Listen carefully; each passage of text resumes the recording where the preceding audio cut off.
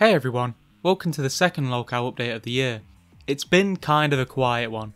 There's at least minor things happening with a lot of the people I've covered, but not this time. In reality, it's kind of just major things that have happened to a couple of people on this list. But somehow, it's still not anything to talk about, so this will probably be a bit of a quickie. And sadly for you guys, a bit more opinionated than I normally try to be. Now, a quick reminder, although it doesn't really matter for this particular video, is that these videos, although called Lolcow Update, do not necessarily consist of just lolcows. However, as I just hinted at, I'm only covering lolcows today, so just a future reminder basically. The first one I'm mentioning today isn't actually really much of an update from the last Lolcow update I did, as at the end of this last video I briefly talked about Marshall Mathers IV, and how it looked like he left the internet. The amendment I need to make was that I hinted that he would return soon. The thing is, he didn't. I have insider information, and he stated that he would be back soon, it's just that he had some YouTube strikes that were preventing his return at that moment. Sadly, he never actually decided to return, and isn't looking like he actually will. He doesn't want to lose the channel, so he's not going to keep uploading to it, which was of course his main form of content. And other socials that could be found he has booted everyone off of. So, for now at least, it looks like he's doing the right thing, and doing what essentially all lolcows should actually do. Leave the internet, at least in their current form. Whilst bad for content, it'd be hypocritical to not in some way applaud what he's done. He cannot erase his internet past, but he's making the right step for his future, however kind of bleak it may seem. Haha, never mind. Just as a note to you guys, this was written way after I wrote that past section, just because I wanted to show you how fucking wrong I was. I gathered hope for absolutely no reason, as he made a new TikTok account where he's going to be posting, and guess what? It's still the same stuff. He's upset that he's a 26-year-old virgin, and apparently the whole purpose of this account is because he's infatuated with some random Russian TikToker. So yeah, fuck me I guess for having faith. In my past Lolcow update, I had praised the creator clashes. Well, in a roundabout kind of way considering they're really boring, but despite the actual content, I thought that it was good that it was for charity. Something I had to kind of backtrack on considering I didn't think it was actually for any purpose. However, this second creator clash didn't actually make any money for charity. It was a complete disaster, serving neither purpose of entertainment or charity. We lost $250,000 on the event. The way that this typically works for anyone who's unaware is that once our expenses are paid off for the event, like all the minimums of broadcasting, the hotel, travel, all that sort of stuff, once that's all paid off, then we can start paying the charities. Unfortunately, we didn't even reach the break-even point, right? We're $250,000 in the red. I foolishly thought that the success of last year should be a minimum, a minimum for what we are able to do this year. And that wasn't true, but we did half as well as we did the first year. 50,000 compared to 100,000 the first year. So I was wrong, and I feel a lot of shame because a lot of people were trusting me and trusting our team to, protect the event and protect the charities and protect just the whole thing.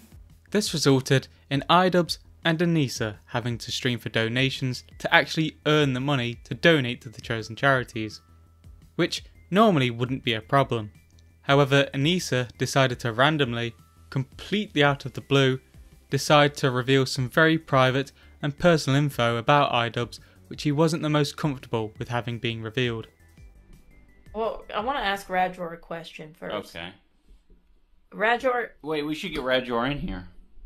Okay. Yeah, I mean, if you can. Well, if you can. I just want to ask him if you've always been shitting your pants. No. Because since I've known you, you've always had, IBS. You've always been shitting yourself. Yeah, well... My last Lolcow update talked about Wings just a little bit before his soon-to-be fight, where it looked like Wings' training consisted of him purely being hit in the face by his wife, Kelly. This, however, wasn't actually the case, which he would reveal not long after I uploaded the video with him mentioning that he punches a bag every day.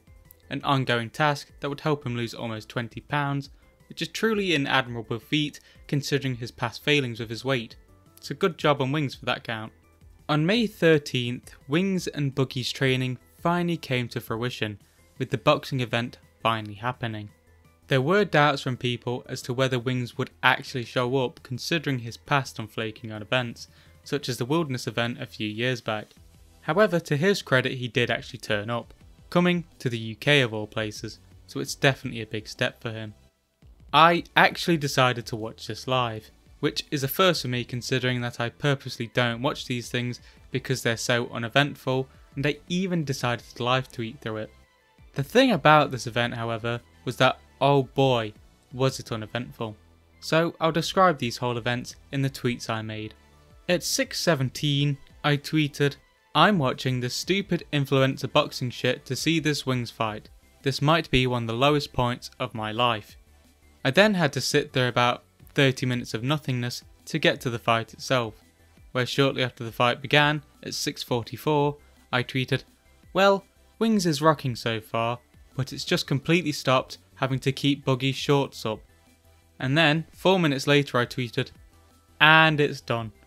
Honestly, very good from Wings, but a little bit of a waste of time. Oh well."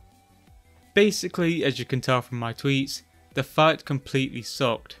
Wings did extremely well, with Boogie not even managing to hit him throughout the whole fight, with the only thing he did of note being that his shorts fell down, which took up the majority of the time in the actual fight. Pantsu left with Rosie, and thank God for it. It's still not the best of situations considering who Pantsu is, but hey, it's an improvement at least. After this, he just kind of went quiet for a while, which is very surprising when it comes to Ralph. Well, at least I think he's just been kind of boring, if not so boring that I didn't even realise he's doing stuff. Recently, he went to attend one of the America First rallies or something, where he was instantly served and then had Nick Fuentes completely turned against him, which is a thing people have been theorising will happen for a little while now. Somehow, that's about it. It sounds like there's more to say, and to be fair, there probably is, but that's all I've got to say about Ralph personally. Out of all the people I've covered on my channel, I think the one person that I do not constantly keep up with is Cyrax. I think he's just so abnormal to me that it doesn't really feel the same to me, so I'm just going to be honest. Those of you who follow Cyrax definitely know more than me, so I'll just quickly kind of sum it up. Late June was a little bit of a hectic month for Cyrax, deciding to attack someone who I'm sure came for a pleasant visit to his house with a baseball bat, which honestly just makes him look like a Draugr from Skyrim or something, but less technologically advanced of course. He was also arrested, which there is footage of, although it isn't really too exciting. He's just being trolled by a guy standing away from his house, and then Ed nearly comes to fight him, although is stopped by the police. He is not a predator! Okay, well, tell that to the evidence that speaks. Do you have anything? Actually, this is public. Yeah, this is public. Yeah, I'm just public. Sir, will you gotta go. You need to keep him away from me. You gotta go. You're gonna go to jail too, Ed? You're gonna go to jail too? This is public. Don't make it worse. This is public. Not right here, ain't. This is a public sidewalk. This is the driveway. Back up before you catch a charge too. Since then, I don't think there's been anything too big. I believe he has been warned by his lawyer to stop streaming and uploading videos, but if there's one thing you can't do, it's tell lolcows to stop making an ass of themselves on the internet. Daniel Larson is a little bit samey to me, you know. He just kind of has a meltdown and destroys stuff every few days or is arrested. However, there have been a few things that I feel are worth mentioning for the purpose of this video, and it starts with Daniel going back to his homeland, Colorado, from New York. After a couple months of doing the regular Daniel things, he decided in early July that he needed a guard dog and so decided to adopt one. No, not just thinking about doing it, he actually managed to adopt one. How on earth someone looked at Daniel in his state and himself and thought, yeah, he looks fine to take care of a living being, let's give him one. I have no idea. As we all know, Daniel loves his music, and thus named the dog Music. Of course, the dog wasn't treated well, with Daniel only able to provide him a $4 cat bowl, which isn't quite enough for a German Shepherd. He also wasn't able to feed her, as she clearly wasn't very happy with the situation and therefore didn't eat its food provided to it by the shelter. with Daniel almost deciding to give it nachos, which obviously isn't great for a dog. These failings are to be expected, and pretty much goes without saying. However, this isn't quite expected from an animal shelter, causing a lot of ire from the community, leading to the shelter having to issue an apology. However, it wouldn't be up to the shelter to resolve this situation. Instead, the trolls put this into their own hands. This would come into fruition in numerous rescue attempts, however none would succeed until July 11th, where music was captured. As a result of this, Daniel went to a Walmart and proceeded to have a meltdown, completely trashing it, pretty much causing a ruckus before being stopped by patrons and security guards. Daniel was then sent to a mental hospital for just over a week, and upon his exit, he revealed he would try and get music back or replace him, even though it was a girl. Luckily, none of this has happened yet, and it just kind of seems he's forgotten about the whole thing already. My entire family is in danger, and no one believes what we are saying. My entire family is now famous. All of our houses have been doxxed. We are homeless, and my fans are doxing, getting criminal charges on us that are all false. We will take this all the way to fucking Supreme Court. We are not playing around. We have contacted security companies and they've all refused to work with us because they don't believe what we are saying about our popularity. I am done, and I will not stop until the White House is blown up. It's been a little while since I've talked about Shores. I kind of forgot about him despite doing checks every so often, but compared to other people he's quite quiet, so this one will be a real quickie. On the 29th of July, Shores posted an Instagram story that he was in love, showing a picture with one of his lady loves. Around lunchtime on the 30th of July, Shores revealed that he was heartbroken, with her supposedly crocheting with someone at the beach. I don't think this is a euphemism, I think he's just an idiot and means that she cheated, which is truly a shame to their bright, up-and-coming relationship. Quentin reviews as a strange case.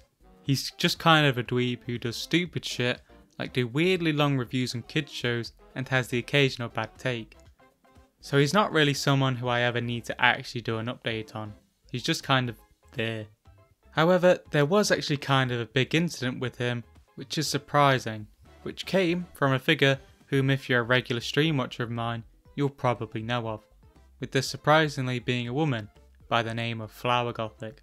Now, just to preface, this is a woman I've been aware of for probably around over a year now, as she's a bit of a nutjob, like previously believing that she was a Martian princess, as well as having a Chris Chan-esque voice. With Flower Gothic's video, she basically rambles throughout the start, randomly giving needless evidence about how they met, which means literally nothing. It's clear they were in contact with each other, as you know, she was one of his editors. When she actually gets into it, she talks about how she thought they were friends, and quite close ones at that, and that she began working on his iCarly videos. With these videos she put in quite a lot of time, supposedly 7 hours a day for about 4 weeks in combination with university, and then when she was paid for them she didn't feel like she was compensated fully. Despite this, she was completely happy to edit the next one for him, where the same thing happened again with her being paid even less, despite it being for more work. From Flower Gothic's side, yeah, she was probably exploited. However, she never really tried to get anything from it, which is her responsibility, and she kept agreeing to do stuff, so if it caused her issues, obviously she would have said something. This video is very much played out as a comedic video, with her trying and failing to make jokes throughout, which is a bit of a weird tactic for a takedown video against someone that's apparently wronged you, which I'll let you see for yourself, as I'm sure you'll all enjoy Flower Gothic's great brand of comedy. Alright, fine. I'll make an actual video talking about my experiences with Quentin reviews. And to cut short the Madonna bit in his TikTok video because he fucking explained the joke in the original before the cut to the parody, who the fuck does that? I'm sorry. I get really intense when there's a crime against comedy. I, for some reason, ended up being the only editor hired for it. Quinton immediately starts his video in this really fucking horrible room, by the way, stating that in October 2021, Flower Gothic, who he simply refers to as his editor, stated that she loved him. She basically edited too fast and didn't do her job well. He revealed that she messaged him in September that she liked him, where he just friend-zoned her as politely as possible. She did this again in November, this time, like the last, she was drunk. These are extremely cringy and a real struggle to watch, so I suggest you watch it for yourself because, oh Nelly, it's kinda bad. Anyway, I don't know how to end this, so I'll just use a pickup line my friend made up, but I really like it because it sums up how I feel about you. I saw that you called me the linchpin for the iCarly videos. Could I be the linchpin in your love life too? Back on topic, this second time he was a lot more blunt about this happening.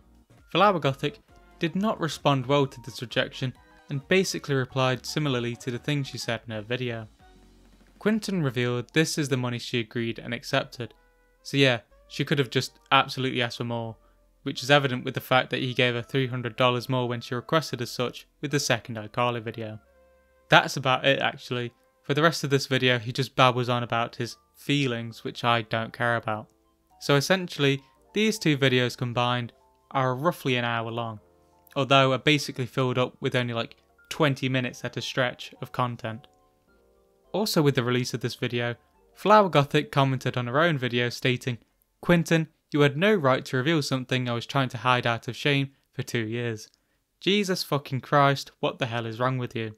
Trying and failing yet again to put him in a bad light. Also, just a quick note, she hearted her own comment. Cringe? What we can gather from this whole situation is that the two of them basically had a little spat due to Flower Gothic being romantically interested in him, as surprising as that is, and with this whole thing being unrequited, has led to a lot of resentment between the two of them. Well, like I said, it's a bit of a short one. I hope you enjoyed it, even if it was primarily about someone which I don't think is someone that many of you find too interesting. If you enjoyed, leave a comment and all that good stuff, and please let me know if I fucked up anything or forgot about something so I can amend it in the next Lolcow update. See you next time.